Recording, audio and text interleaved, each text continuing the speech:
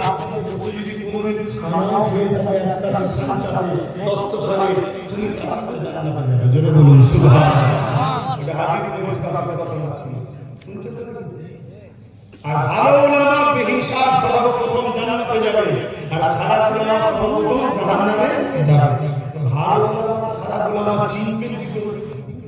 আপনাদের মানুষ একটা ছোট্ট নমুনা বলে যাচ্ছে না, দুটো বলে যায়। প্রথম নমুনা হলো 100টা যদি বয়ান দেয়, 100টা বয়ানের মধ্যে 70টা বয়ানের মিলিয়ে আলোচনা করতে পারবে।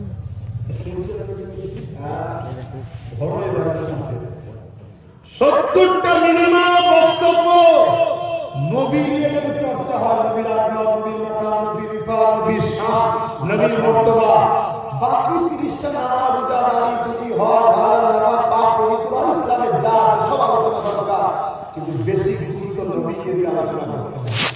কারণ ইসলামের নিয়ম হলো, কোরআনের স্টাইল হলো ইমানদারদের কাছে নবীকে চর্চা করা, কারণ যে নবী চেনে সে নবীর শরীয়তকে চিনে গেছে। জোরে বলুন সুবহানাল্লাহ।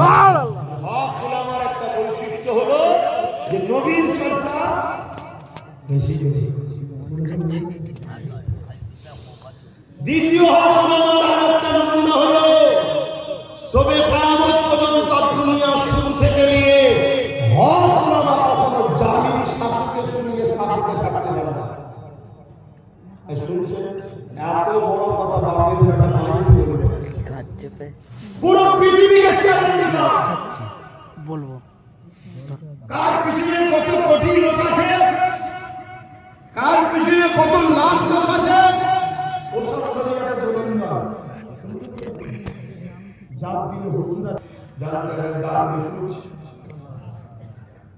আমি কাউকে চিনি না, আমি নাম বলছি যেমন খারাপ না, আমি সংজ্ঞা বলে সংজ্ঞা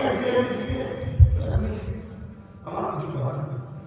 কেন দিন আমার বাপ যদি ধরা করে আমার হক কথা বলতে হবে, তিনটা হক কথা বলতে হবে।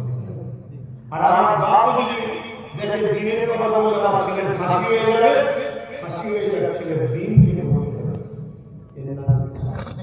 কেন অনেক কথার বিনিময়ে তোমাদের এই পুরীর বিদেশকে আলাদ এসছে, এইগুলোকে আজকে মিটিয়ে দিতে চাইছে কারা?